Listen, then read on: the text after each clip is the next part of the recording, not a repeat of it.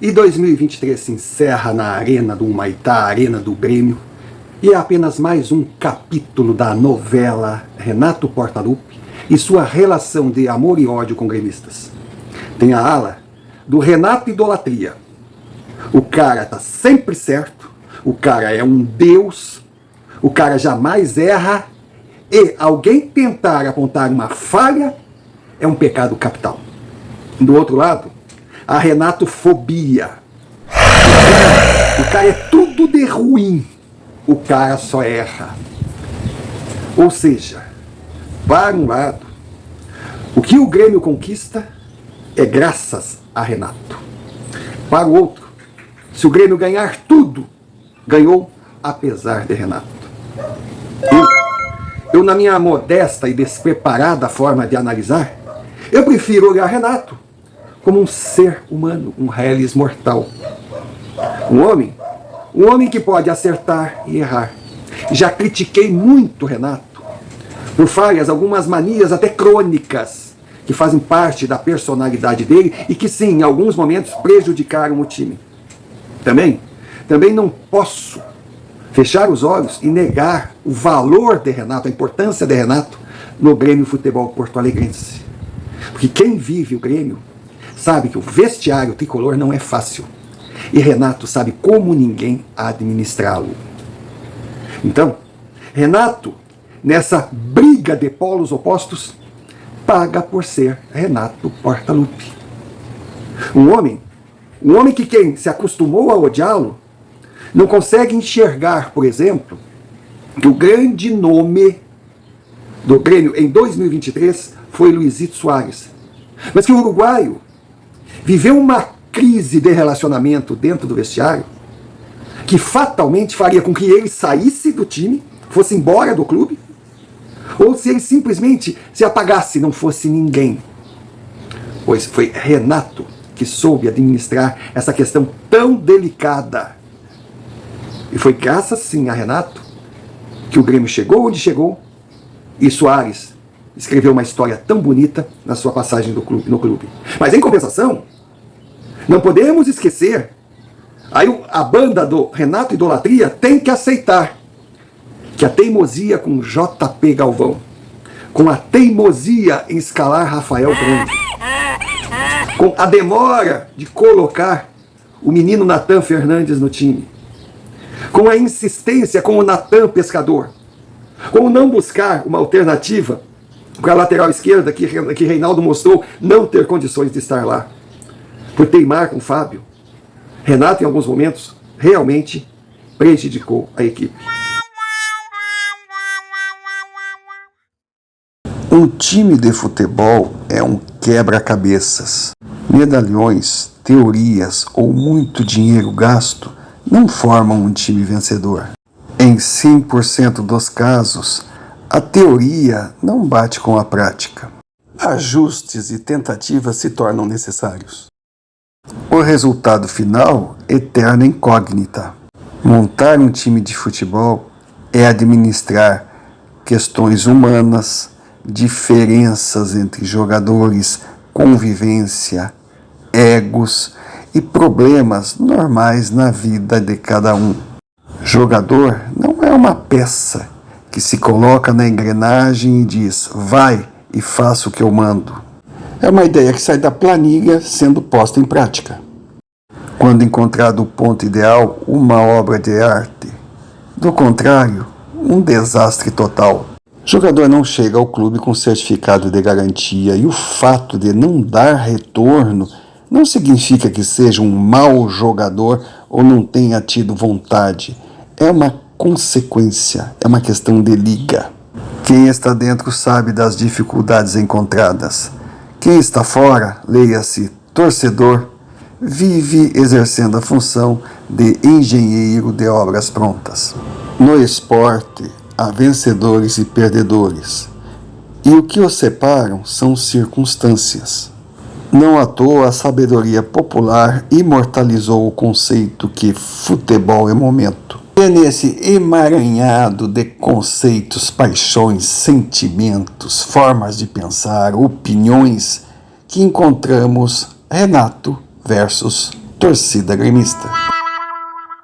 É o Renato dos dois polos. O Renato que conseguiu transformar Vila Santos no jogador que é hoje. Não que ele ensinou o Vila Santos a jogar, não. É que ele encontrou uma posição para o volante e deu confiança e criou um ambiente favorável para que o paraguaio pudesse desenvolver o seu futebol. Esse é Renato. Então, indiferente do que falem os exageros da Renato-idolatria e da Renato-fobia, a história registrou. Renato comandou nos últimos anos 8 temporadas. E nas 8 levou o Grêmio à Libertadores. A Renato-idolatria, nesse ponto tem razão, é um feito histórico. Já a Renato-fobia reclama que como ele não ganhou os 8 títulos. Parece insanidade, mas se você for olhar, analisar, chegará à conclusão que é insanidade. Existem gremistas que simplesmente deixam a razão de lado. Assumem um lado passional e incapaz o clube da de estrela enxergar o solitária brilhou. A coisa chega a limites de misturar. Por fases terríveis. O Renato não pode ser chamado de Renato Gaúcho, diz a Renato-fobia. Isso. Sua história não verdade, começou Renato e Carioca, nem terá o capítulo final em 2023. Dias de glória chegarão, mas só serão possíveis com o torcedor a seu lado. Peço apenas que não confundam o botafoguense com o tutti-frutti que compra a camisa do ano para desfilar no shopping. Ele não pode ser chamado assim porque não anda de bombacha 24 horas por dia, porque não toma chimarrão na frente das câmeras, porque não mora no Rio Grande do Sul e porque não sai de dentro de um CTG. Bomba, que provincianismo é esse? Renato Portaluppi é gaúcho e é um orgulho para o Estado que dentro da profissão dele ele fez muito pelo Rio Grande. Fez muito mais do que esses que vivem a criticá-lo. Agora ele gosta de morar no Rio de Janeiro, e daí? Eu sou gaúcho. Eu me orgulho do Rio Grande do Sul.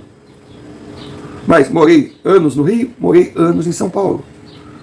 Diferente de Renato, eu prefiro São Paulo. Por quê? Porque é melhor que o Rio Grande do Sul, porque é melhor que o Rio de Janeiro? Não, é porque eu me adaptei. A gente gosta de morar onde se sente em casa, onde está bem com a vida, onde tem amigos. Eu, se pudesse escolher, moraria em São Paulo. Mas sempre falando, eu sou gaúcho. Renato gosta do Rio de Janeiro. E daí? Renato tem que ter a casa dele em Porto Alegre. Por quê? Se a casa dele, a família dele, está no Rio. E é lá que eles se sentem bem. Mas Renato sai do Grêmio, pega um avião e vai para o Rio. Mas e daí? Ele tem dinheiro para isso. Ele faz o mesmo, porque aquele treinador que sai do clube, pega o seu carro e vai para sua casa em Porto Alegre, em Canoas. Quer dizer que Luiz Felipe Scolari não pode ser chamado de técnico do Grêmio? Nunca poderia, porque se ele fosse gremista mesmo do Grêmio, ele moraria em Porto Alegre, não em Canoas. Olha que raio! A que ponto chegam os comentários sem noção? E agora? Agora, Renato Portaluppi, mais uma vez, levou o Grêmio para a Libertadores 2024. O tricolor, depois de sair de uma Série B, se classificou em segundo lugar para disputar a Copa mais importante do continente. Aí a turma do Renato-fobia, se não fosse o Renato, nós seríamos campeões. Poxa, que ignorância. Desculpa, mas é isso, é ignorância. Porque todo mundo da turma do Renato-fobia só enxerga os pontos que ele deixou de ganhar. Mas os 68 pontos que ele ganhou com um time sendo montado dentro da competição, com um time que acabara de chegar da Série B, aí não tem valor nenhum. Sabe? Soares foi gigantesco. Soares jogou muito. Eu acredito que se não fosse Soares no Grêmio, o Grêmio não chegaria tão longe. Mas agora os polos estão assim. Aí a Renato-idolatria, os 68 pontos foram graças a Renato. A Renato-fobia, não, Foi Soares que ganhou. Os dois lados radicais não pensam que futebol é um esporte coletivo, que é onde todos ganham e todos perdem. Então, todos tiveram a sua parcela de culpa em pontos perdidos e todos merecem aplausos nos pontos ganhos. Todos, inclusive Soares e Renato Portaluppi. Então eu pergunto, até quando a torcida do Grêmio vai viver nessa utopia? Uma torcida que, agindo dessa forma, irá direcionar a sua paixão para o clube para questões secundárias e nada ajudará. Nenhum dos polos está ajudando. Então, por favor, o Grêmio foi muito bem, foi acima do que qualquer um esperava. Até aqueles que hoje dizem, nós poderíamos ter ganho o título, não ganhamos. No início da temporada tinham medo de cair para a segunda divisão, porque sonhavam, mas não acreditavam muito. Porque sofriam do velho complexo de vira-latas. Mas parece que nunca estão satisfeitos. Então, o Grêmio caiu, o Grêmio perdeu, o Grêmio deu vexame em 21, o Grêmio fez uma campanha, assustadora em 22, não conseguiu subir com aquela facilidade que alguns imaginavam, que eu nunca acreditei que seria tão fácil, porque Série B não é fácil. Mas o Grêmio aprendeu com os erros. O Grêmio está com um presidente consciente, que montou um time, pagando o que o clube podia pagar, que está tirando o time de um orçamento terrível, que poderia ter aumentado muito a nossa dívida, não aumentou porque ele soube, e ainda chegou no segundo lugar, vice-campeão brasileiro, na semifinal da Copa do Brasil, e ganhou o Campeonato Gaúcho. Mas para a turma do Renatofobia, isso não é nada. O Grêmio poderia ter ido muito mais longe. Mas também a turma da Renato Idolatria tem que abaixar a bola e entender. O Grêmio está se reorganizando. 2024 está chegando, promete ser outro ano complicado, porque reconstruir não é do dia para a noite.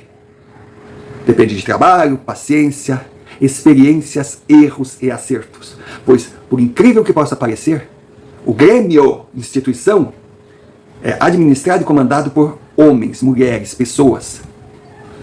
E eles podem acertar e errar. Porque, afinal, são apenas seres humanos.